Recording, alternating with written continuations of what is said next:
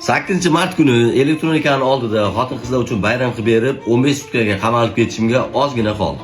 Sababi xabarlarimiz bor, 2026-yil 8-mart kuni elektronika mijozlari uchun, aziz opa-singillarimiz, onajonlarimiz uchun bayram tadbiri qilib bergandik, sovg'alar ulashgandik.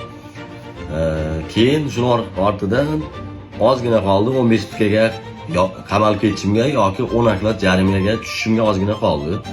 Sababi O'zbekiston qonunchiligida kim ommaviy tadbir o'tkazmoqchi bo'lsa, ichki ishlar organlari xodimlariga ma'lumot berish kerak. Masalan, men ertaga falonchi tislo kuni tadbir o'tkazmoqchiman deb ichki ishlar bilan bog'lanib, ular bilan xabardor qilish kerak. Hech bo'lmaganda mahalladagi uchastkovoy nozirga aytib qo'yish kerak ekan.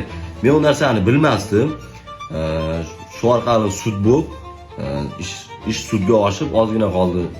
Bunaqa jarima yo 15 sutkaga qamalishimga, lekin shu o'zimiz Mustaqillik mahallasining uchastkovoy akamizga rahmat aytaman. Podeshka qilib, bu bilmagandi, birinchi martasiga ogohlantirish bilan qutuldik. Maslahatim, kim shunaqa tadbir o'tkazmoqchi bo'lsa, обязательно eng birinchi ichki ishlardan ruxsat olish kerak, keyin mahalla uchastkovoyiga xabardor qilib qo'yish kerak.